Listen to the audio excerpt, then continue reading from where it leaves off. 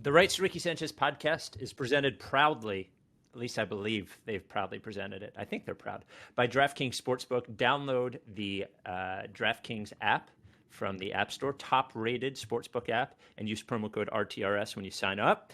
Brought to you by LL Pavorsky Jewelers, where Rights to Ricky Sanchez listeners go and get engaged. Big Barker Therapeutic Dog Beds. Get yours at bigbarker.com/Ricky. And our friends at Kinetic Skateboarding. Get 9.1% off your first order by using promo code Dave Silver. On the show today, Andrew Unterberger has a theory that we should all stop talking about Jimmy Butler at all. So we'll talk about that. Joel Embiid has a new pinned tweet. We will read some of the submissions for the autographed Under Armour Embiid ones. We will welcome an insufferable, right, Lakers fan to the pod to answer some very important questions about Lakers fandom during the fake bubble playoffs. A little more about Mike D'Antoni. Got some confirmation on the sitting versus standing wiping in the mailbag, relationship advice, all that stuff. We are just under $4,000 on our Bark in the Park team. We have 6 weeks left to raise our $10,000. Join the team. Get the T-shirt. The T-shirt, if you raise $50, and the T-shirts are paid for by our friends at LL Pavorsky Jewelers and Big Barker. So thank you, LL and Big Barker. And the art on the T-shirt is fantastic. So join the team, please. Would you? Without any further ado, Amos and the Chef. Larry, sweetie, the man is here.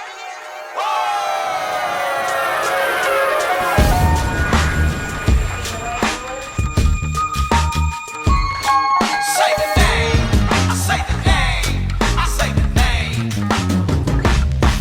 We were right, y'all. We were right. Even when it went wrong, we were right. We was right, y'all. We were right. So say the name. Say the name. We were right, y'all. We were right. Even when it went wrong, we were right. We were right, y'all. We were right. So say the name. Say the name. Say the name.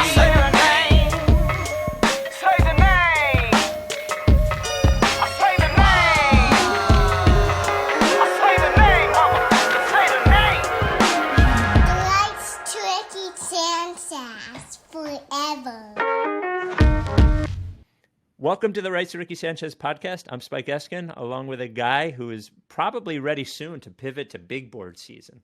That is Mike Levin. Getting close. Yeah? Getting close. The date is set for the draft. November 18th. Yeah. It's we're getting close. Yeah. I'm starting to feel, I don't know. Is it optimism or It's hope. anything? This is hope. I don't It's know. something to look forward to. I saw an article. I did not read it. That is, I guess, just 2020 in a nutshell. But I saw an article about people, about like the idea of looking forward to a vacation is this positive thing that happens for people's psyches that they don't have anymore because they're not taking vacations. Like just the idea of like looking forward to something was positive. And you have the draft. That was the whole first 3 years of the process, was looking forward to something is why it was good. So now you have the draft to look forward to. Just unending possibilities of selling picks and trading them for fewer picks. All the possibilities Yeah. you can imagine. Tons of possibilities. So we'll get into that soon. I have our draft experts on. I'll get to do YouTube big board. I'm looking forward to that. I looked at the Pasechniks trade Yeah. yesterday. What was it Just to exactly? remember. What was it exactly? Do you remember? Was it just The terms I don't remember as much. It was they traded up from the second round on a future pick that they were just like, whatever, we don't need it. I think a future first. Yeah, it was bad. And I looked at it more because of the rationale, which was we have a full roster. Our roster is full of obviously good players that we cannot get rid of? Impossible to. Yes. And the idea of selecting a player and asking him to try to beat out someone else for a roster spot, that's beyond the pale. Could not. And so Jahlil Okafor and Nick Stauskas, their roster spots are cemented in bronze. And Justin Anderson. Well, sort of like this year with Kyle O'Quinn. Like how, God forbid, we try somebody else out that might be better than Kyle O'Quinn, who doesn't play anyway. And then they would go on to trade Okafor and Stauskas and a pick for Trevor Booker, who they would then later waive. Yeah, 3 like weeks 8 weeks later. Just a shocking amount of we don't give a fuck about the team. And like, look, we're doing it again. Yeah.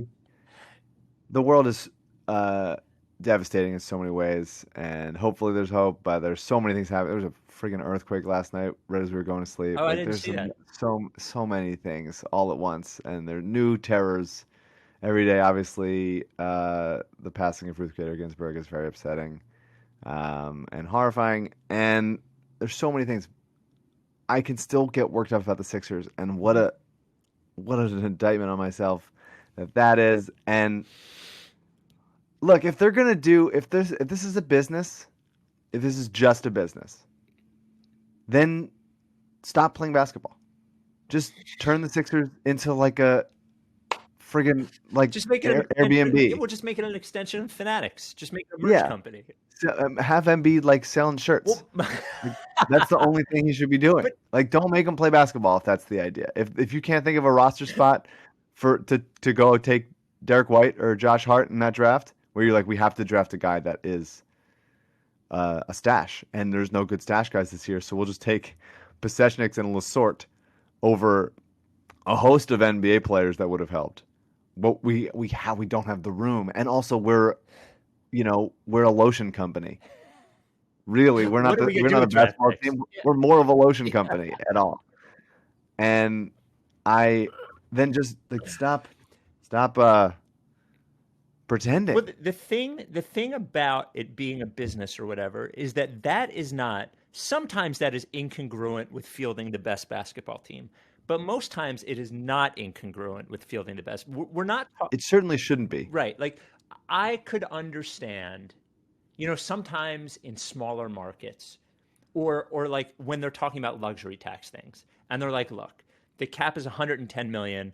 We really don't want to spend $342 million on a team. That's why we made this decision. Get it.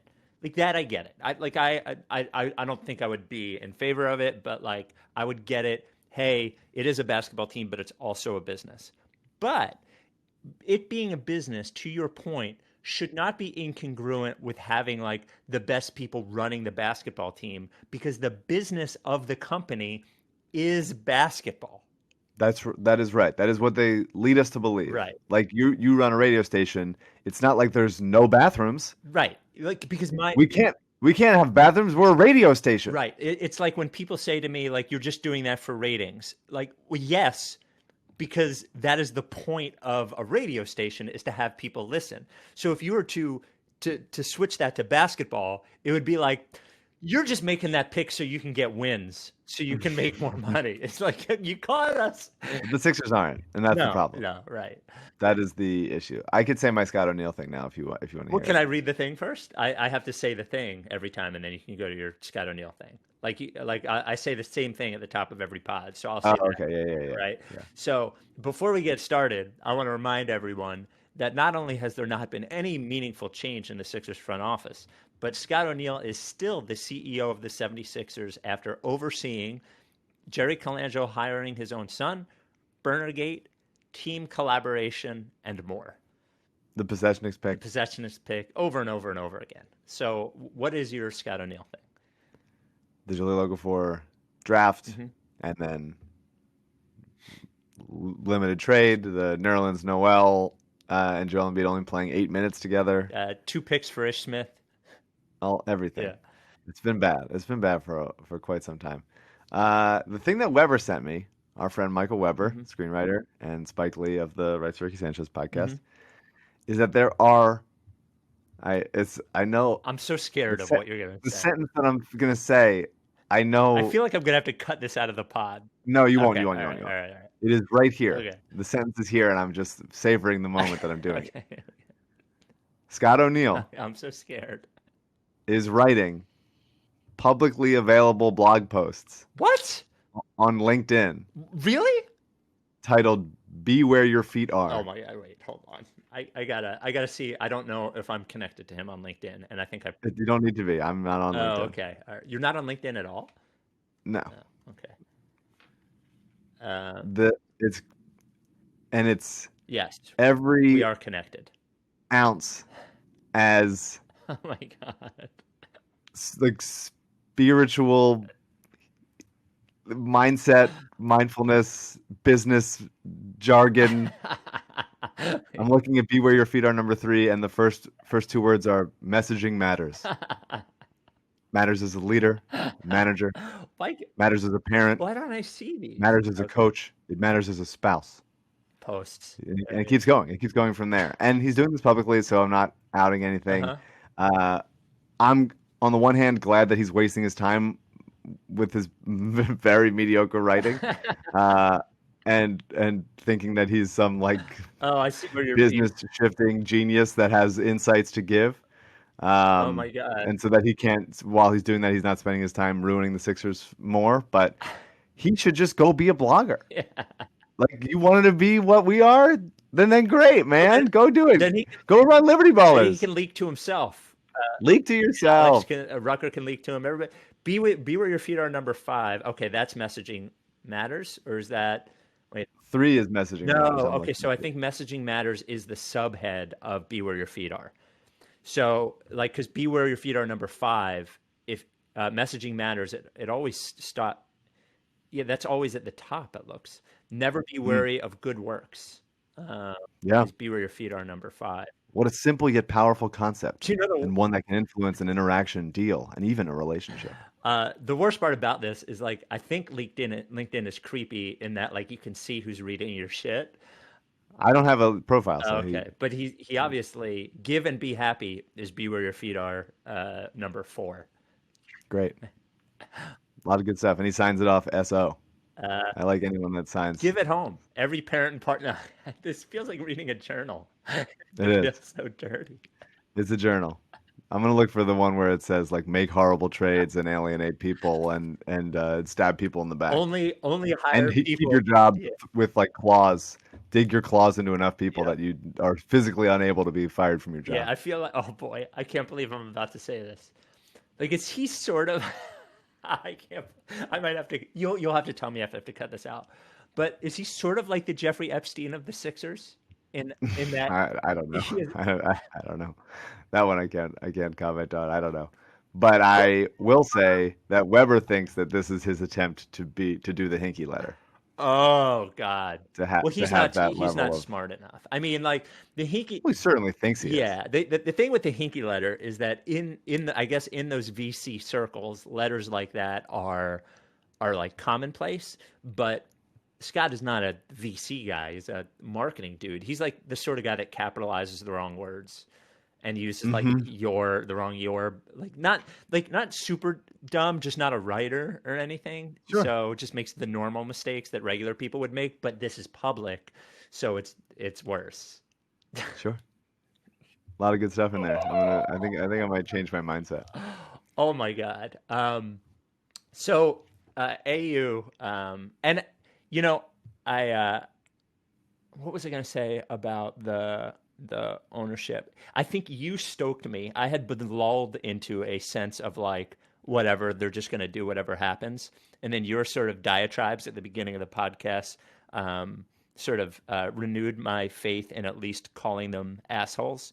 So I wrote a thing yesterday that was basically as scathing as I could write, but it does relate back to your point about it being a business. Like there was at one point I wrote, like the line was sort of like, when are they gonna, like, it is a basketball team and the owners have been negligent in the most important part of that, which is at least the people who run the basketball team. And it just seems like if they are who they portend to be, then they would be like, fuck it, let's just get the best guy. Like, hey, wouldn't it be cool? Like, wouldn't we make a big splash if we traded a first-round pick to the Rockets for Morey and gave him $8 million a year, or traded a first and like like gave $10 million to the Raptors and gave Masai Ujiri 3% of the team and put him in charge, gave him Scott O'Neal's job too. Like, wouldn't that seem like some big shit power move shit, like, to do But that? Masai would have to write the blogs. Yes. Oh, well, it comes.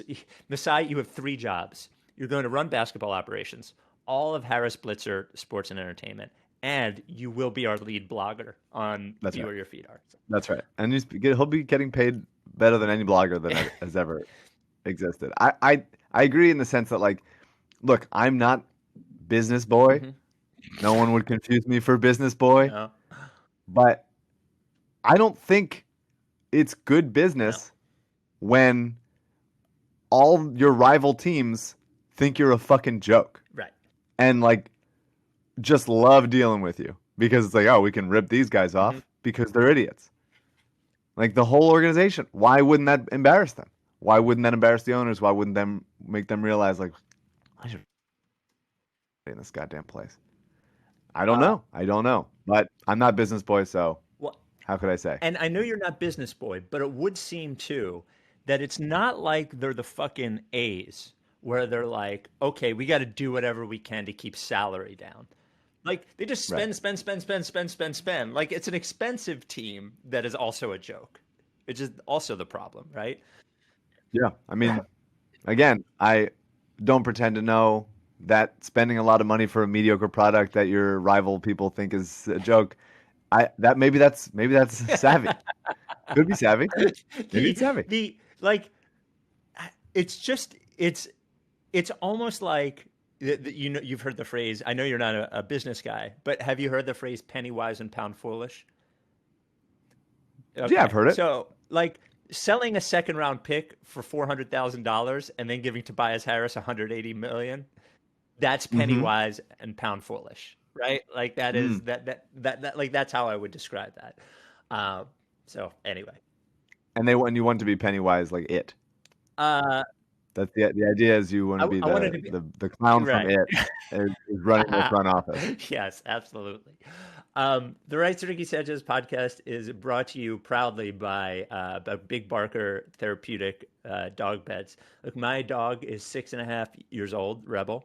He has, like, bounce in his fucking step, and I'm convinced it is partly because he sleeps on a real bed, and many dogs don't. We're oftentimes walking in the park, like taking walks, and we see other dogs. They just sort of, like, you know, like limping along. And I'm like, that dog probably sleeps on a shitty bed. Doesn't sleep on a Big Barker.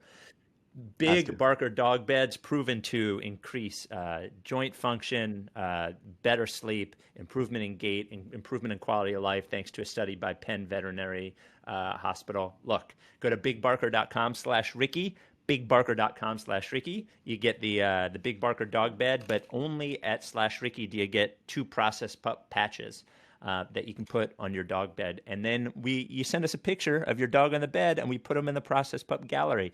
The gallery is full of, like, literally, like, hundreds of dogs that are sleeping comfortably on their bed. I think there's even a bird on one of the beds. There's some cats on the beds. We have all those Yes, dogs. they're We're yes. keeping them. Once you send us a processed pup, they're our Yeah, dog now. we come and pick them up. You relinquish the right Yep. to the dog. We have a warehouse of Yep. dogs. But they're all so comfortable. They're all so comfortable. Oh, couldn't be more comfortable. Happier. You know, dogs need to sleep on a supportive mattress is the real part of this, and most of those beds, almost all those beds that you'll get from the pet store, if you just go over and press on it, it's not supportive like your mattress is, you know, and you should be sleeping on a good mattress too. That's a separate thing. But the Big Barker dog bed is a real mattress that has been engineered by experts who are invested in your dog aging gracefully and being comfortable and having tons of energy and not being in pain. Sounds like a thing you should care about. Here's the other thing. It's not a cheap bed, right? It's a couple $100, but it's going to last you because it's made well. 10-year warranty. The foam doesn't flatten, or they replace it for free. 1-year at-home trial. They're like, fuck it. We know you're going to love it. We know. 1-year at-home trial. If you don't like it, your dog doesn't like it, they will refund your money and pay for the shipping back. And handmade in the USA, proudly. Big Barker dog beds. So AU, I wake up this morning to an article from AU, and he was like, hey, it's up in the thing. Go look at it and then post it. and the title of it is sometimes there are articles that are just so AU. I love them so much. The title of the article, I want to get it right, was "Let's Stop Talking About Jimmy Butler." I just like sort of shook my head and said, "Oh, AU, what world are you living in where we're going to stop talking about Jimmy Butler?" So I'll read you a bit of it. So he says, "So please understand, I don't arrive at it lightly when I say that I really believe it's time for everyone to just stop talking about how the Sixers screwed up with Jimmy Butler. The Sixers screwed up with Jimmy Butler. At this point, it's no longer arguable. They sent him to the Miami Heat for a return of Josh Richardson, and he's now up 2-0 in the conference finals as the best player on a team that looks like it could very well go all the way, while the Sixers have already been home for nearly a month after being unable to win a single playoff game without him. What the Sixers should have done instead with Jimmy is a little more arguable, particularly if you subscribe to the notion that retaining both him and Ben Simmons for 2019 would have been untenable, and folks certainly have argued it plenty the last few months. But the best course of action was clearly not to gift him to Miami, forming an insta-contender in the process while attempting to replace his production with Al Horford. That's an L and not a small one. Jimothy will haunt this franchise for years, even if he doesn't recruit Joel Embiid to force a trade to come play with him in the next couple of seasons, which, he still might. But that's it. It's over. It's decided, it's bad, and it's going to be bad, and in all likelihood, it's going to get even worse. No one's arguing at this point that things are okay. No one thinks the Sixers knew what they were doing last summer. No one, with the possible exception of Spike, still doubts how great Jimmy Butler is and can be. The Sixers had one of the best players in the league. They let him go for not that much in return. They did a shit job of replacing him, and now they're in a pretty fucking tight spot without him. Argument settled, we lose." This would be the first time that we've abandoned talking about something just Right. because the outcome is agreed upon. I brought up the on-stage possession trade. The other day, we talked about who's worse, Okafor or Yes. Bradley. And he leads with that that RTRS should be the rights to relitigating something. Yeah. Look, I don't disagree. Is it going to happen? But I also don't think it should. Like, I think I joked on Twitter that like his next piece is going to be, can we stop mentioning Nick Foles? This city is littered with, if you talk to a 40-year-old and mention the name Scott Rowland, like a disgruntled face, you will see. Like, we are littered with the history of people who used to be here. And I do think it's also, and he addresses this, it's sort of once you've traded for him, it's sort of an impossible situation. You've created an untenable situation. Now,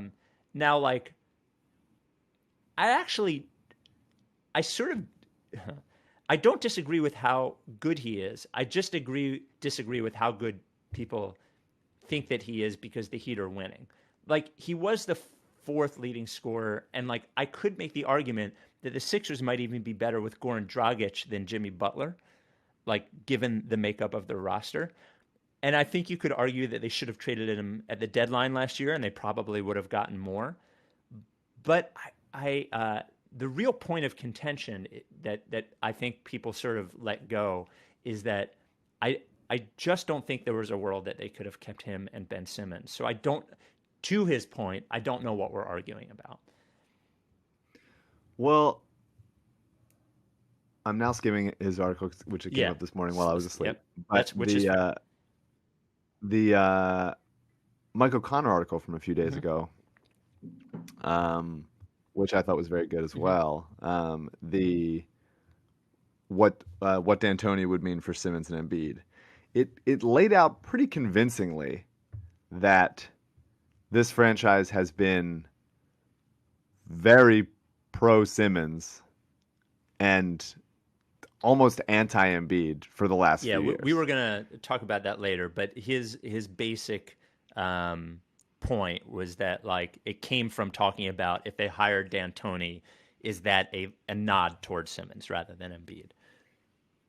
Right. I mean, I think it ties together with the AU article because it's the AU's article about not talking about the fact that they chose Ben over Jimmy, and by choosing Ben over Jimmy, they choose Ben over Joel. Right. we can all remember the Brian Colangelo tweets. And people that work in the as- front office who worked directly for Brian Colangelo, Still Yep. there, still kicking around.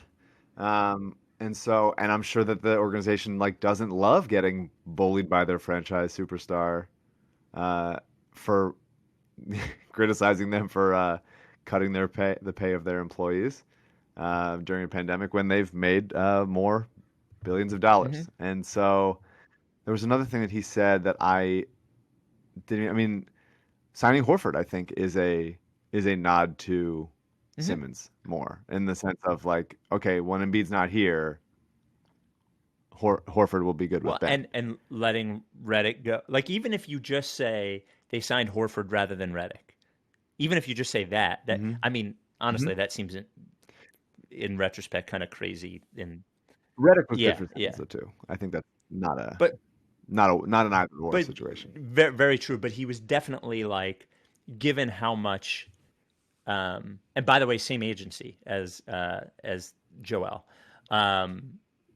Given how much Joel loved that play and how effective that one play was, that dribble handoff, I think letting Redick, all of the things that happened were definitely more nodding toward Simmons than they were toward Embiid. I agree with you. Yeah. Yeah. I when it's listed out there, especially with the burner accounts entirely being divisive about the idea of Simmons and Embiid, simply because Hinkie took Embiid and Colangelo was gifted the number 1 pick to take Simmons.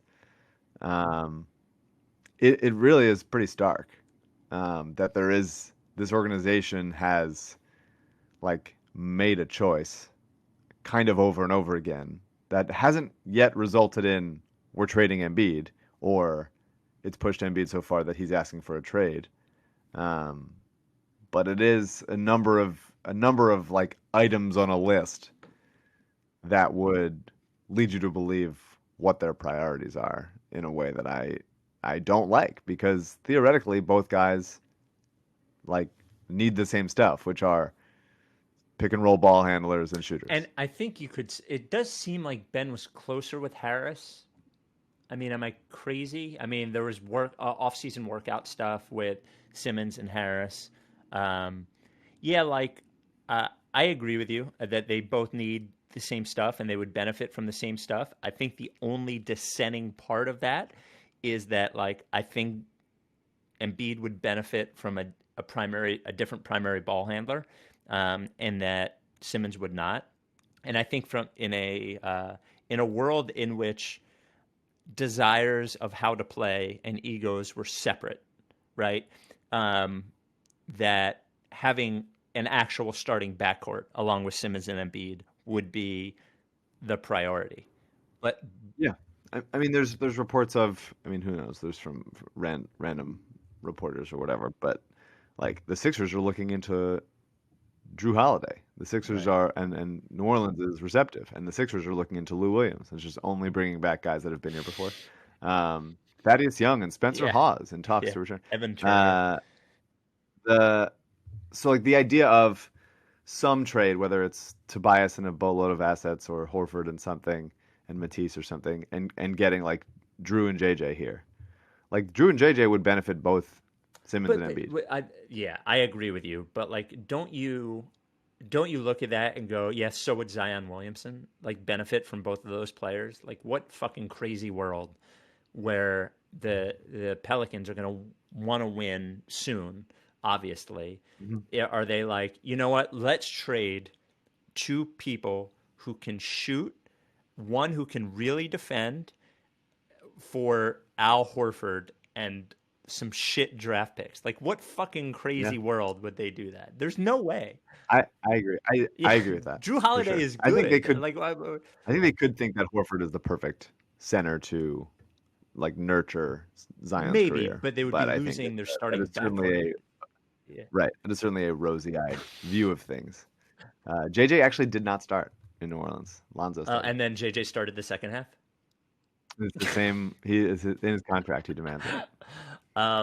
But it's a thing to watch of like, well, why maybe this organization just like doesn't like Embiid. Like they just personality wise, conditioning wise, like the Meek Mill concert seems to still like sting people a Well, lot. and maybe it has to do with the Um, people who I'm interested to see what happens in this offseason to see if that were to continue, right? Like if they do ever make any changes in the front office that they said they would a month ago, obviously it keeps going to voicemail when they call the current people and they're just not. when you take a hard look at something for so long that your eyes start to go Yes. fuzzy? I think that must be it. They're just like kind of like, oh, we've been looking at this for so long, we can't Yeah. even They focus on accidentally it. fired one of the women who worked in their social media department as part of COVID cuts because they just thought it was Ned Cohen or Alex Rucker or Scott O'Neill. That's great, and that's what we were asking for. Yeah, They said like, "Are you happy?" They unload a mission accomplished banner that Adam Aaron reveals under the Delaware Sevens yeah.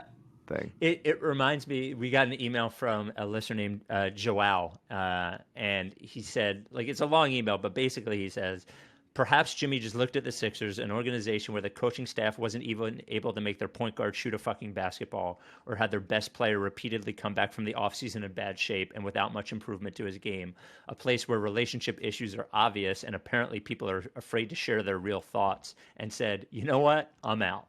And he just headed to a more organized franchise where things were seemingly run the absolute opposite way.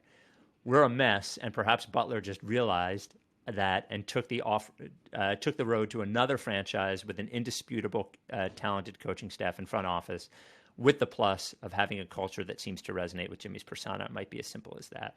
I do think you are sort of like there are two versions of Jimmy, and neither of them are true. There's my Jimmy is only a selfish prick, and there's only like Jimmy just wants to win. Like he's obviously somewhere in between.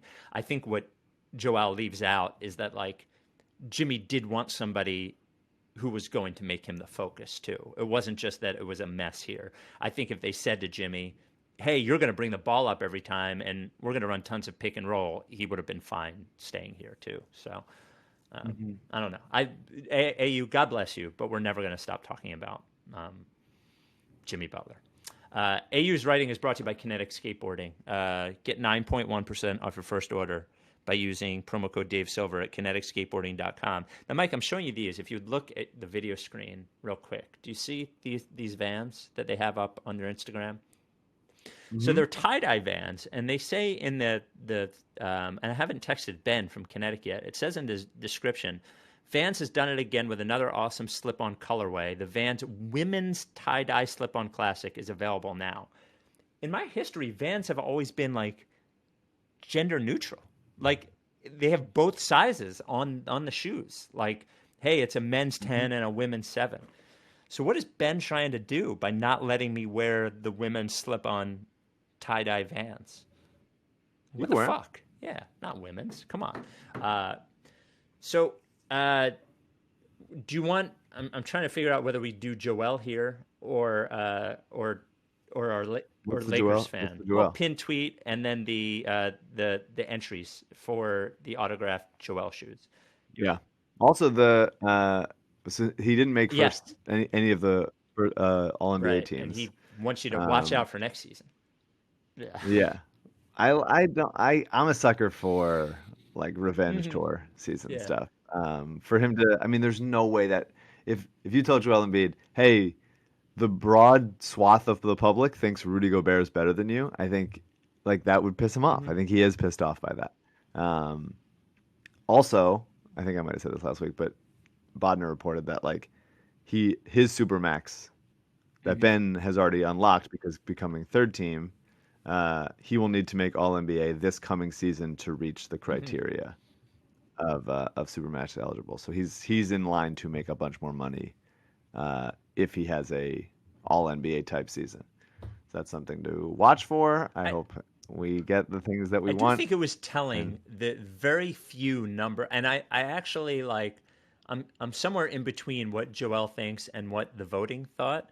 I did think it was like the very few number of votes that he got for all defense and all NBA, I thought was kind of stunning. I don't think he deserved it this season. But when you think back to the actual season rather than the bubble, I don't remember.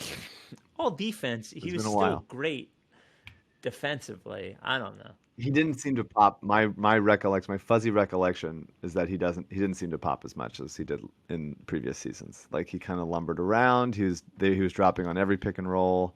There's just not a good look, kind of letting guys walk into shots over you, and whether or not that's the most effective defense is something we could talk about. But like, as far as what the eye test tells you, it's like he's just kind of hanging out. And it was a weird season for Joe because still had, by the way, on-off splits. Even when you talk, still insane. And even like when you compare them to like Ben on-off splits as the second best player without Joel, like it's stark. Like even with Horford back there, which was like, hey, a competent, like kind of historically good anchoring of a defense type of guy. Even without Joel on the court, they couldn't do it. And so I don't know if that's Brett, how good Joel is, or how the system is just so geared to him that no one else can really replace that kind of production on that end. But yeah, I definitely didn't think that he deserved all defense this year. There were times that it was a weird season because he'd never been healthy for the playoffs. He'd never made it through like a full season really, and he was about to, but he was like pretty much just taking it easy. You could tell the whole time he was taking it easy, and maybe that was affecting his conditioning or whatever it was. But he got to the playoffs healthy after have a 15-month season. Sort of healthy. Remember, he missed half the bubble games with injuries. Yeah, that's right. And it was without Ben, they never really had too much of a chance. But it was an odd season of like, well, I tried that. I tried the like don't have fun thing. I tried to like be pissed at the organization for trading Jimmy and letting JJ walk, and it didn't work. Like I don't know. If I was Joel, I would say like get your ass in shape, go dominate some folks. If you get hurt for like a couple games, you get banged up, you need to take a game off. Like he absolutely should. But like this mindset thing where he's trying not to do something and getting there, whatever. It seemed it was always a very bizarre season, and hoping that he would be able to flip the switch and stuff, but the team couldn't have been less of a flip the switch team. We are giving away, and so he changed his pin tweet from the Markelle Fultz one to one about the Embiid one. I guess the question is, looking back on it, like obviously he's doing it for his shoes. The Embiid ones from Under Armour, which are available now, and we'll get to a second. We're giving away an autograph pair. I think it's possible he just forgot that the Fultz tweet was the Embiid tweet. I mean, the Fultz tweet was the pin tweet. I know you. We asked him. Did we ask him about it? We did, and he sort of like gave a. I think the out was like, do you not know how to use Twitter? He's like, I don't know how to fucking use Twitter, you piece of shit. Like, I was like, okay, yeah, that's probably right. You're a young man. You probably get it. Yeah. But I think he thought it was funny, and I think he likes Markelle and stuff. And someone said that he had changed the pin tweet before, but I didn't notice. Yeah, I had not noticed. So we will announce the finalists. So thank you to everyone who entered. We got hundreds and hundreds of entries to the contest to win a pair of Embiid ones signed by Joel in his size, Embiid ones, which are out now. And the contest was give us 100 words or less on what the process means to you. And I have to go through all of them, and we will announce the finalists on Wednesday. We're actually going to have the Hoagie Hour guys announce the finalists on Wednesday on the pod. But I thought it would be fun to read through some of them, some of the sense. Now, these are not specifically finalists. Some of them are funny. Some of them are good. I thought we could read through some of them and just react to them. You good? So I don't want to read any of the names, but this one comes, I was the first doctor in South Jersey to intubate a COVID patient on March 16th. Reflecting back, I'm grateful for the path that got me to this position to help people. Joel wasn't groomed to play the game, neither was I as a son of a hardworking immigrant parents. He's really tugging at the heartstrings here. Together, we paved our own... He's a doctor. He can buy his own friggin' Yep. shoes. Together, we paved our own ways. There was a span at the beginning of my career where I struggled, and Joel's setbacks and path back to success closely mimic my hurdles I overcame with the same timeline. The process is an allegory to life and its roller coaster of struggles and successes. I think that's good. Addison. Oh, I said I wasn't going to say names. Here we go. It took me fucking 5 seconds. Less than 100 words, just says everything. Do you want to read the next one? I like the next one. Do you have it up? Or I'll do it. No, I got it. Oh, wait. What is your email address? Okay, great. No. Everything. I'm seeing it. Okay. Knowing yes. Yep, that one? Yep, you're on the right spot. The process to you, knowing we will be awful to get picks, getting excited when stars arrive, expecting a champion, then watching the players in front office repeatedly fuck up until my soul is gone. The next one was, as Steve Jobs once said, it's all about the pick swaps. Wait, no. He said, think different. Yeah, that is my answer. There you go. There's yeah. a lot of folks here. And this is just like this. These are just ones that I cherry picked. This one comes from France. I'm from France and 32 years old. I shouldn't be behind the Sixers, hurting myself like that. There's no rational reason for it. There's even less reasons for me to do a contest in order to win shoes because, again, I'm 32 and not 16. But here I am, though. The process made me love the draft, cry for Hinkie, wake up at night to see Bayless play ball. I'm here for Joel, the crown jewel of the process, as much as the Stauskas of the world. The process has been and will always be everything to me. You want to take the next one? Yes. What's the process mean to you? So many assets. Magnificently acquired. Hans finally played. I'm on fire. Nice to be here. Killer collars now. Process has been tucked. I'm still balling, but everything is fucked. Wow. I'm trying to. I want to find some of the funnier ones. That one's touching. This is a good one. In theory, the process means having not only a vision guided by intellect, reason, and observation, but also the patience, courage, and discipline to realize that vision. In practice, the process means a respite from the hopeless treadmill of Sharon Wrights, Charles Shackelford's, Speedy Claxtons, and the parade of myopic milquetoast front office exec after another. Now, thanks to Josh Harris, Scott O'Neill, and their confederacy of stooges, my sons have been sentenced to the same joyless Philadelphia fandom that I've experienced most of my life. The process is dead. Long live the process. We should acknowledge that it's a dark time for so many reasons. But the Celtics going down 2-0 and then getting into a fight in the locker room with screaming, and even Woj having to say it did not escalate to physical altercations. It's like, whoa, even saying that says You're that, right. Yeah. you know? Yes. It says that there was physical altercation. Or it says that it was like close. Yeah, for sure. So yeah. I that's at least something that we can feel good about. And this is the last one I'll read. It really sort of mixes a relationship advice question with you. Fell in love with a process truster. The front office has to go. Off with their heads, as we say, willing to lay around half naked watching bowling. I love it. Thank you to everyone who entered. We'll announce the finalists on the pod on Wednesday, and then the winner will get a pair of autographed Embiid ones. And congrats to Joel for getting his own shoe. So the finalists and then people vote on it, then we'll right? have people vote on it. We'll announce 3 finalists, and then we'll have people vote on it. And congrats to Joel. There's, I think, 18 players who have their own shoe, and he's one of them, and that's a pretty cool thing, right? Okay. Yeah. Are we, before we, I'm going to read our sponsor, but do we have, is our special guest ready for after this? Yeah, let me go get it while you do the sponsor. The Rights to Ricky Sanchez podcast is brought to you by LL Pavorsky Jewelers. LL closing in on 200, the original sponsor, closing in on 200 Rights to Ricky Sanchez listeners who have purchased engagement rings from LL Pavorsky, which really sort of blows me away. I think he's been a sponsor for 4.5 years, and to have 200 people buy engagement rings from LL is really sort of like flabbergasting. Is that a word? Flabbergasting. In any case, he's there to help you. He has been a trusted partner to getting engagement ring for so many of our people, and not just engagement rings, but other things as well. Not other things, but other pieces of jewelry. He's there. He's a good dude. He's once again a sponsor of our Bark in the Park team for Providence Animal Center, and he's ready to help you. He can help you if you're not comfortable going to the store. That is cool. He can do it on the internet.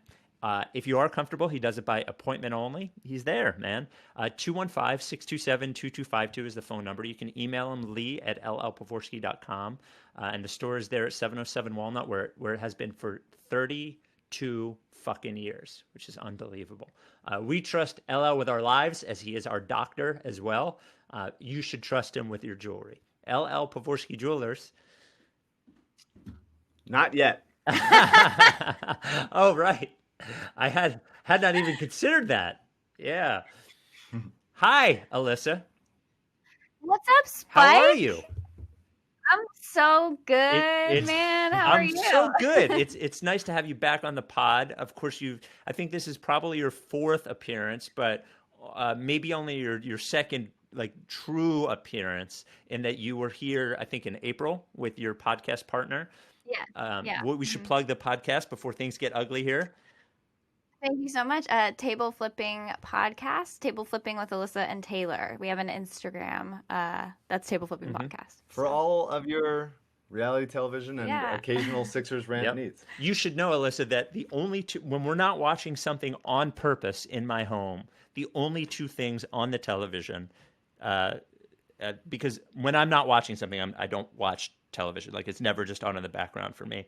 But my wife only has one of three things: The Office, Drag Race, or 90 Day Fiance. And it appears as if 90 Day Fiance just has an endless number of episodes to watch. Yeah, I'm confused about it. Taylor's more of an expert, and she fills me in, and she's like, okay, we should watch this piece, but this piece is more just like to make us feel like we're watching something. So Alyssa, you've grown up a Lakers fan, a Los Angeles native, I think, right?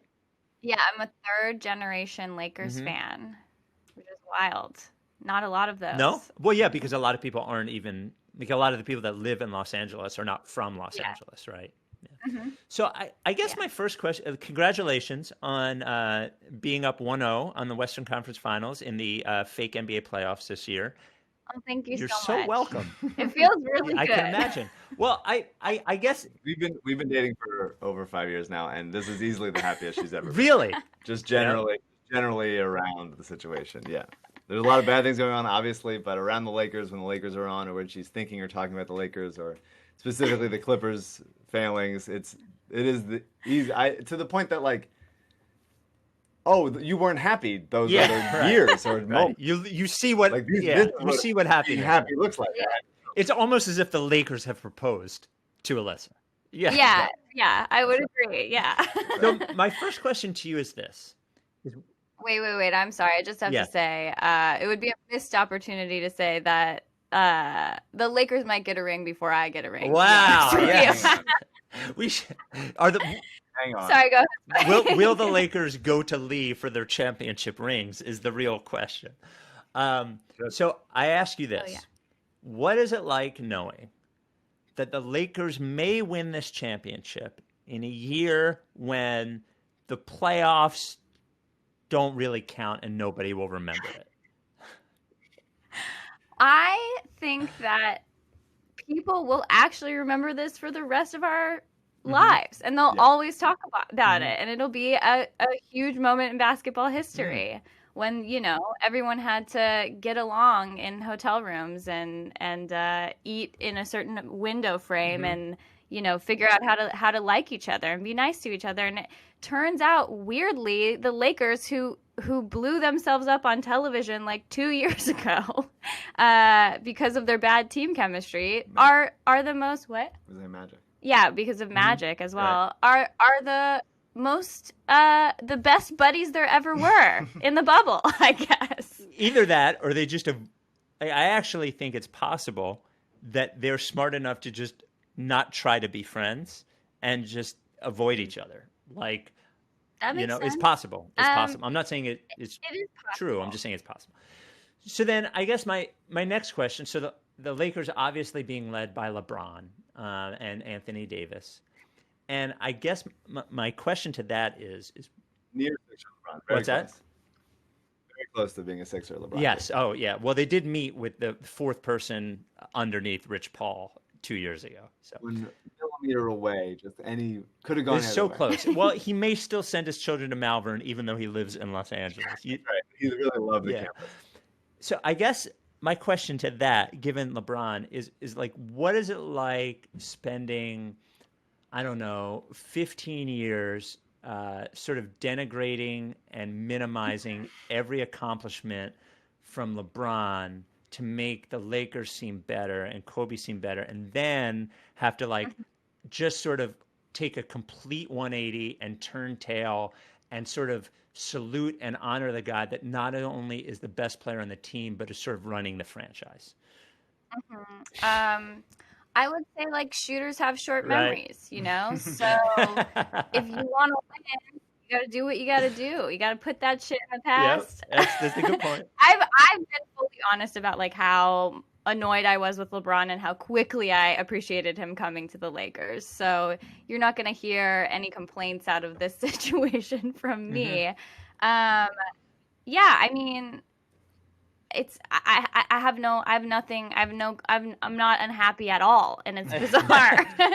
And the Nuggets, I will say, are very likable. And I heard someone on a podcast say like they've gone to the Western Conference Finals 3 times against the Lakers, once against Magic's Lakers, once against Kobe's Lakers, and now once against LeBron's Lakers. And so Tough draw. I'm happy even that we're playing a non-obnoxious team. It's mostly Clippers. Yeah, I mean, Slander. Yeah, I mean, they're not.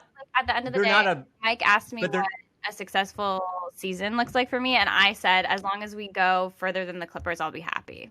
So I'm surprised that you even acknowledge their resistance. And by the way, the reason that the Nuggets are inoffensive is because they're unthreatening. Nobody actually believes that the Nuggets can win a championship. Like they are pure fun team thing where you're like, oh, look at all their good players. None of them quite good enough. Like that's. Didn't you? I did pick the Clippers. To win? I did. Yeah. So saying that, the Nuggets beating the Clippers isn't. No, that... I mean, I think the Clippers obviously. I mean, Zach Lowe also picked the Clippers. I mean, like I think. I think if you beat the Clippers, then you can't say like you're some nothing team. Like you're, you just like won a game. Like I think the thing that I was wrong about is that the Clippers and you brought this up last time. The Clippers really have no true leader who is one of their best players, and I think like they suffered from that, and I sort of joked that they were a fake team and that them winning a championship would sort of like be a fake team winning a championship, and the Lakers would be a fake team if they were not led by LeBron. Like it is only the fact that it is a LeBron team that makes it not a fake team. But yeah, I just like the Nuggets brought back every player. Basically, right? I mean, they have essentially the same team as they had last year, whereas the Clippers' 2 best players were not there last year, and one of them somehow went from a guy who like was in the Eastern Conference Finals against LeBron to actually just not wanting to participate in the playoffs at all. So, generally, how do you feel about the Clippers? I mean, I don't think Mike's ever seen me laugh as hard as I laughed when they just completely shit the bed. And I just knew in my soul that was going to happen because I've watched them do it in this city every single year I've been alive, to be honest with you. I wanted to ask, because I don't know like what's local and what's more national. Did you guys see the billboards that the Clippers paid for to like just directly attack the Lakers all over LA? Do you guys know the slogans? I just want to say that on the pod. What was it? Okay, so it was we over me, driven over given, street lights over spotlights, and what was do you remember the fourth one? No. I don't remember the fourth one. Wow. Bad. Oh, sorry. Snarl over style. So Alyssa O'Neal commenting on the marketing of the teams. Well, because people have asked like, well, why do you hate the Clippers so much? They don't matter. Right. She's like offended by the idea that for never winning, they were treating this season as if it was their coronation. Yeah. Right? Keep going. Yeah, like it was like their city. I mean, they've really been acting like this is their city. Talk about the playground. I feel like I've said this on the pod before, but they like put all this money into redoing a bunch of basketball courts and branding them with Clippers shit. And it's like, maybe get to the Western Conference Finals a single time when the other team in the city has 16 championships before you fucking set up a plexiglass backboard with the Clippers logo on it, you dumb idiots. Like, Also, the backboards are bad. Yeah, the backboards are terrible. They rattle. We've played on them, and it's, like, obnoxious. Anyway, I don't want to make this all about the Clippers. I just wanted to say that the sense of joy and the lack of stress that I feel is from this situation that happened right before we got to this level. I mean, I would say, and we didn't talk about it on the last pod, we were going to say, I think the only way that this championship actually comes across as legitimate is if the Lakers win. I think if any of the other three teams win, I think it will be looked back on as an illegitimate championship. So you have that going for you. It is a little bit of pressure. I see what you're saying, because it's like, oh, the circumstances were bizarre and that never would have happened to the Bucks or whatever. It's just like, but I think winning is winning. I know you guys don't have a lot of experience with that. Well, okay. So as a Lakers fan, every time you go to a Lakers-Sixers game at the Wells Fargo Center, it's like, 35% Lakers fans, depending on how good the Sixers are at the time. And one of the things that I enjoy most is that Lakers fans actually dress head to toe in Lakers gear, legitimately. I was wondering if you have a sort of a head to toe Lakers fan outfit that you wear during important games, maybe glasses, hat, shirt, pants, shoes. Do you have something? So I will say game one of the Rockets, I put on my Pau Gasol jersey and my LeBron James socks, and I was like so stoked to be watching the game head to toe in gear, and then they lost like so badly. And so I've not done that one other time, and I won't be doing it until we complete all the playing that we're going to be doing. She mostly wears Ricky merch. Oh, well, I appreciate that. I certainly appreciate it. Well, we are left with, thanks to the Lakers beating the Rockets, we are left with 60 only Rockets podcast T-shirts that we're going to have to find some way to distribute. I know you guys hate the Lakers, but I was really like, you're really going to take a side in this? Like, you don't have to take a side. Well, Mike took the fucking Lakers side. Like, he didn't. She doesn't even. Yeah. I get the brunt of your decision. Well, look, we agreed. I'm rooting. I don't think she appreciates. And I was talking to Patrick about this, my running partner, and it's like, I never planned on rooting for the Lakers in my life. Like, it was not something I wanted to do. When I moved here, people were like, "You're going to become a Lakers fan?" It's like, no, I would not do that. The only reason I'm doing it is because of her. And so, to still direct, and maybe it's because I'm the only one around, so there's no one else to sort of taunt. But as I'm rooting for the Lakers against all moral guidance of my life, it's still like her taking it to me like, well, you guys don't know how to win. He loves LeBron James, though. Yeah, I've seen him smack his chest and say, be the best in the world in a different championship series. Okay, that's to myself in the mirror. His LeBron James shit is pure millennial garbage. It is to support LeBron over Michael Jordan, which is an insane position to take. Michael Jordan is Jimmy Butler is the same thing. Michael Jordan scored 35 points a game and won 6 championships, and Jimmy Butler just scored 14 fucking points. And let me tell you, Jimmy Butler had a fucking Robert Covington game, and everybody acted like he was fucking Michael Jordan. I obviously don't think Jimmy Butler is as good as Michael Jordan. I would never say that, but it's the same personality type. Yes. Mike, I have a question for you. I really believe in jinxing stuff, so I'm not saying this is going to be the scenario. But I know how much you hate the Lakers. If they play the Heat, who are you going to root for? That is tough. So I think so Ike Reese, who I work with and was a guest on the pod, was a huge Lakers fan until they signed LeBron. Because he hated LeBron so much, he separated. And he grew up in Cincinnati. Wow. There's no basketball team, so it's legit for him to be a Lakers fan. I certainly, I think we talked about this. So the Lakers versus the Heat, I think in the end, I have to cheer for the Lakers. I think most of my criticism of the Lakers is sort of like about the fans and less about the franchise itself. Like they did spend 7 years like getting to free agency and then not signing the big guy in free agency, which was kind of funny.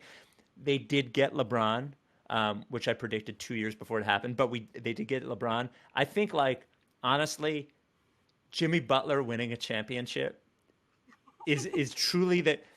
There hasn't, I don't believe, been a condemnation of anything I've said about Jimmy Butler yet. If he were to beat LeBron in the finals, now if he were to beat Denver in the finals, I wouldn't care. But if he were to beat LeBron in the finals, it would truly be a condemnation of everything I've ever said about Jimmy Butler, and it would be very tough for me. I respect that. Yeah. I was looking at a Clippers-Celtics finals, like, I think I have to root for the Celtics. Right. And I hate the Celtics, Right. so I totally understand that. Yeah. Us having a conversation at the beginning of the playoffs and being like, could be Lakers Sixers, or like not the playoffs. Right. That was pretty beyond the pale. But earlier in the season and being like, could be Lakers Sixers. Well, I don't know what'll happen to us. I guess we'll have to go somewhere else. Obviously, in a pandemic, we would not have been able to do that. But to then look at maybe it's Clippers Celtics, and we'd be rooting against each other for the entirely opposite reason. Right. Like I'd be rooting for the Clippers as hard as I would be rooting for the Sixers Right. in that version. Yeah. Do you want to? We had a relationship advice question, and I feel like it's always Mike and me giving the relationship advice. It's always like Let her take men. it. You got it. Even though I feel like we're both very much in what's the word I want to say? I feel like we're not too bro-y. I feel like we do give very two-sided relationship, but having an actual woman here would be good. Actual woman. I am an actual Yes. woman. So Confirm. sure. All right, here we go. Brian Colangelo, relationship advice. I keep my heart under my pillow with my teeth and other lies. I've been waiting on your halo just to shine the light. Just to shine the light.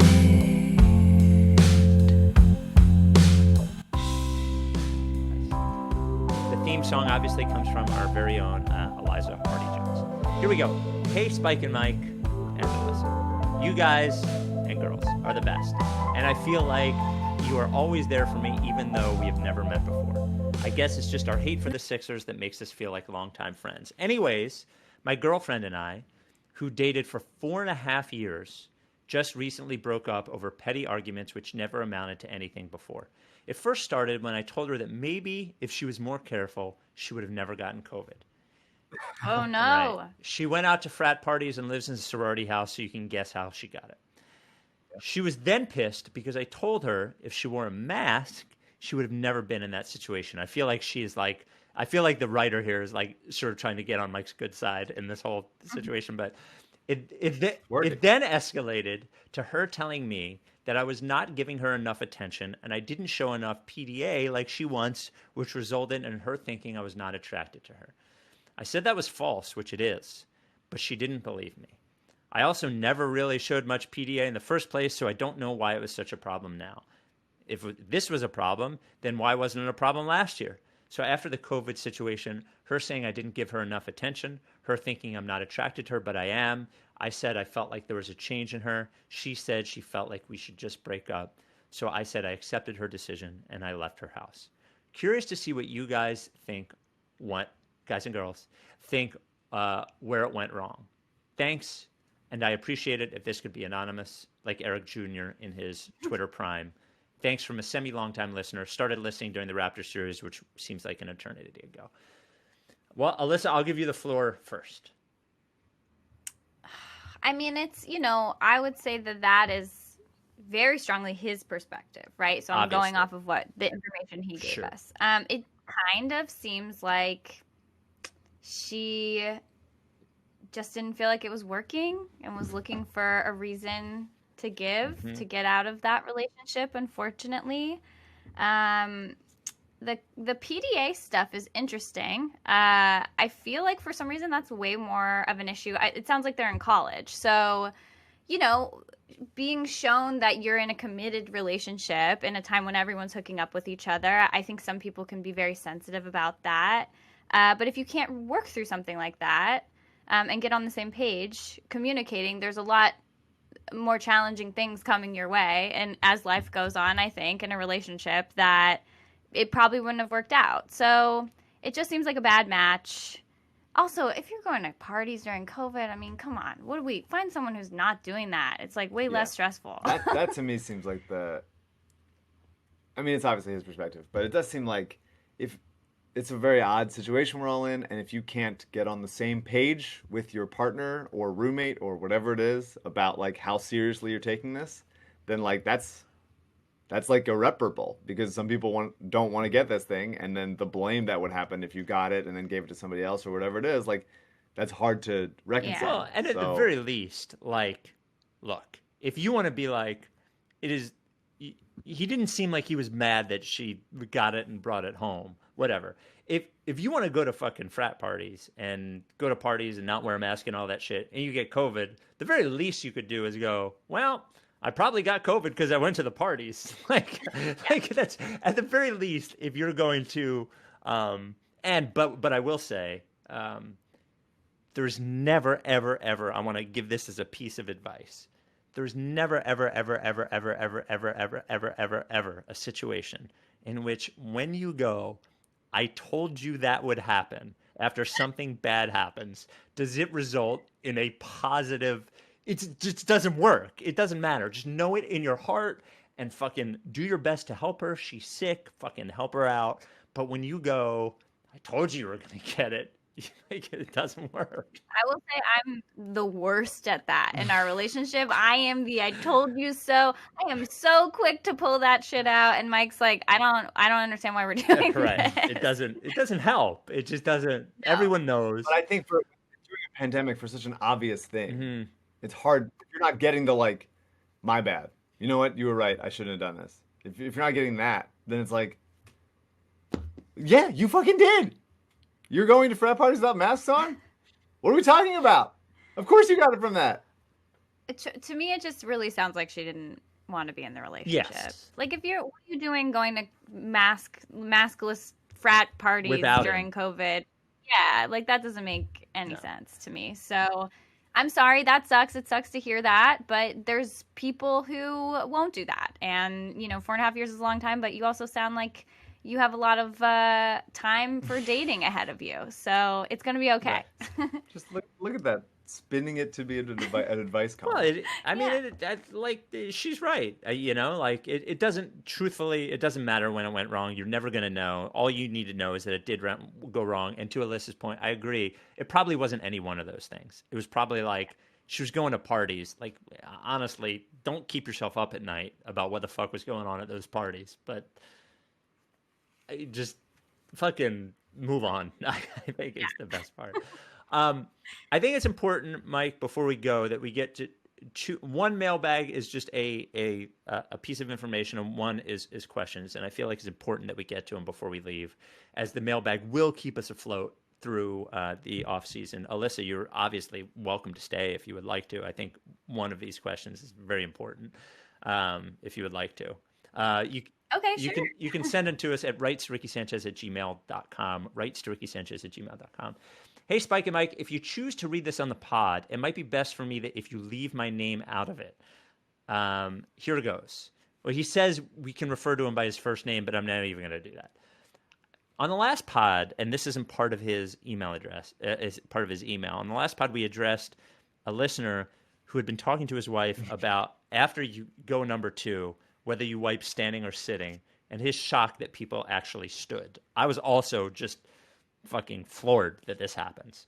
And here is the email. I feel highly qualified to answer the question of whether it's better to wipe standing or sitting because my life is divided into 2 eras, my standing days and my sitting days. As a kid, I was taught to get off the potty, stand up, and wipe.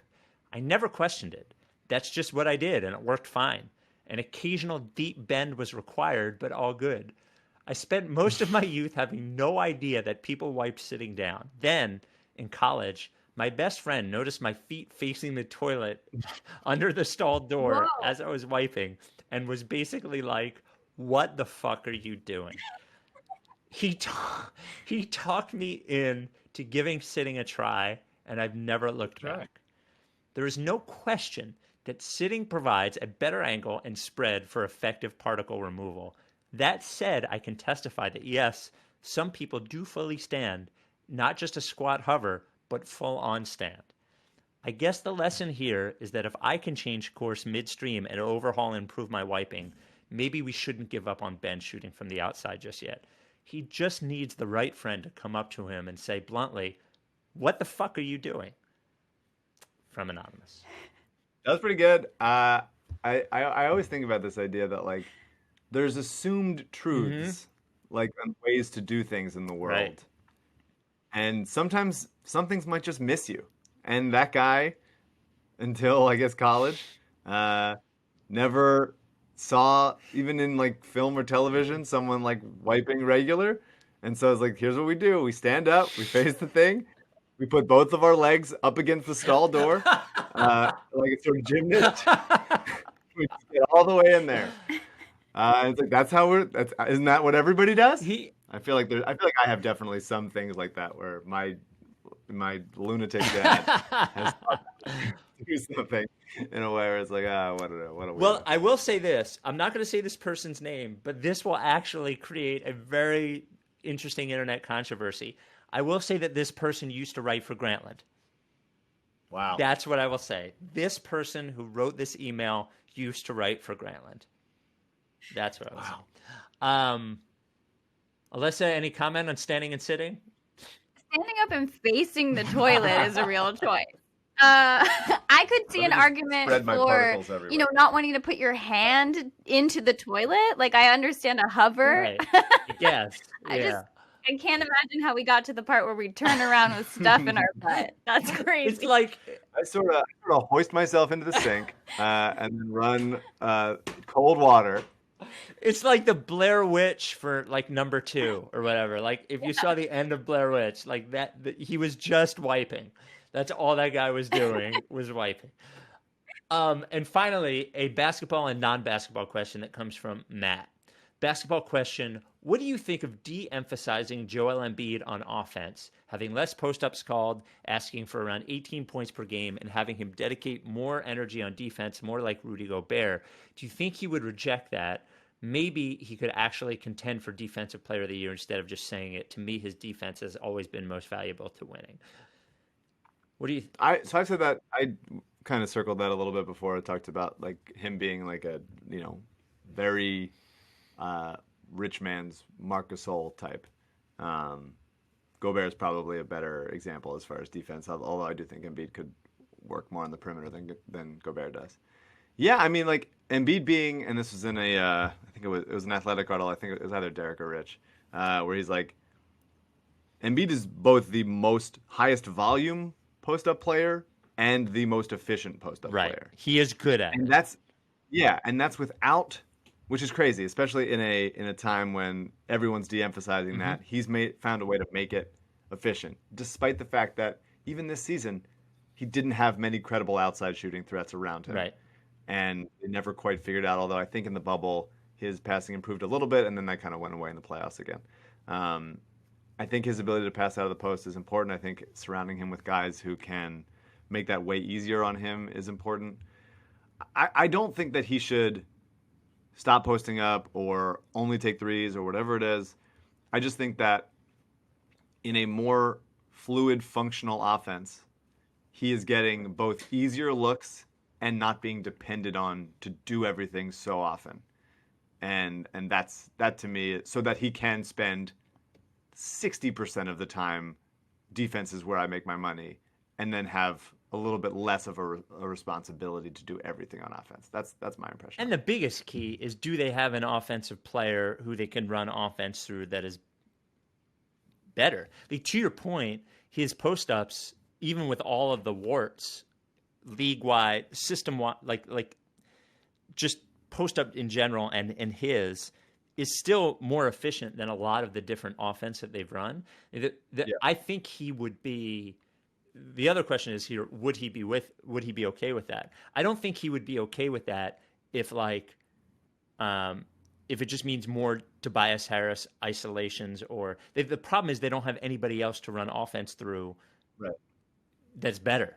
Like that. He was fine when it was Jimmy taking Sure. the last shot. Like he's fine with that stuff. Yeah. I don't think he's a I need the ball No. all the time guy. No, I actually think he is somebody who is masquerading as I want to be the guy, but would absolutely welcome somebody else being the guy so he could be the guy that supports the guy. Like I think he is a great personality. He's a good person, and I think he knows that's what people want from him. So that's what he's trying to be. But like that actual person isn't so swayed back and forth and doesn't have to talk himself into being that person. He just is that person. And I think he would be totally okay with that. I think he would welcome it. And the non-basketball question, and this is good for Alyssa here as well. Not sure if you have seen Passengers, which I have not. In the movie, you are able to travel from Earth to a remote colony on an Earth-like planet, but it takes 150 years in hibernation to get there. 6 months before you arrive, you awake, and it's basically a big cruise ship in space. If you and your immediate family, wife/partner, kids, pets, could go, would you? Who knows what happened to Earth in those 150 years? Maybe Scott O'Neill has been fired by then. Would you go to another planet if it took 150 years to get there, if you could bring everybody you cared about with you? Yeah, I mean it's tough. It's tough to know without more specifics. I haven't seen Passengers. I know there's a really weird and problematic end to it. I've never seen it. I don't know. Which is kind of bizarre.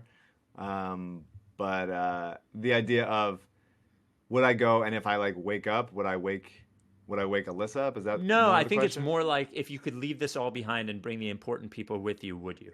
Like, given what's going on our planet, would you be like, you know what? I'll try the bubble on Mars. That was the problematic end. You just gave it away. Oh, really? He wakes up. He purposely wakes No, up a that's the girl that beginning. he That's right. the beginning.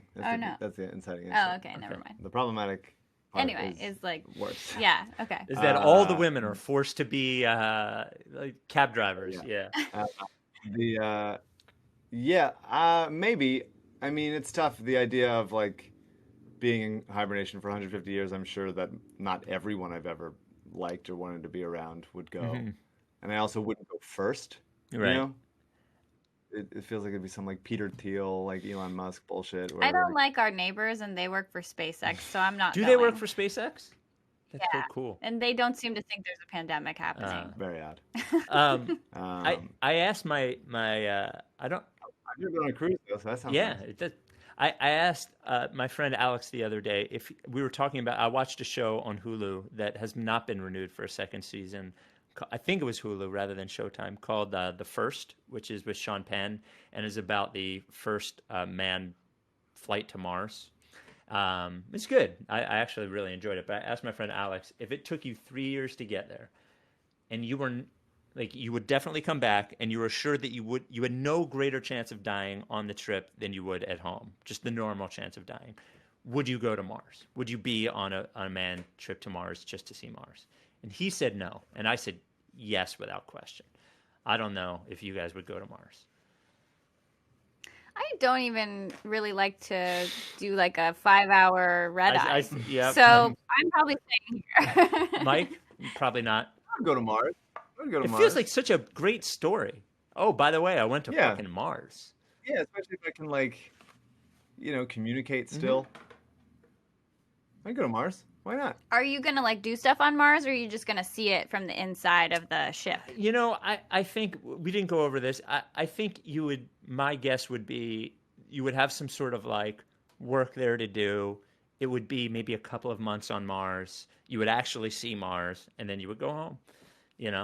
I mean, I think it would be fucking. What a story at parties that would be. Oh, really? You met Alicia Silverstone? Oh, great! I went to Mars. Yeah, that's fair. All right. Well, good luck, Alyssa, to you and your Lakers. Honestly, they have become the Lakers and the Celtics in this weird world have become my salvation. They have. I need one of them to win. I desperately need it. So good luck. Thank you. It's dark times. I'm sorry you're in that position for sure. Yeah, thank you. I'm not going to say anything about our chances further because I don't want to jinx anything. Well, your shit-eating grin this entire time has been the jinx. Just be aware. Yeah, that you've jinxed it plenty. We'll be back Wednesday with the finalists for the Embiid ones, which are on sale now, and that's all I got. Are you down with TTP? Yeah, lick face. If you don't fuck with me, then I won't fuck with you. If you don't fuck with me, then I won't fuck with you. If you don't fuck with me, then I won't fuck with you. If you don't fuck with me, then I won't fuck with you. But if you fuck with me, I'm gonna fucking kill you! Time for Plan B.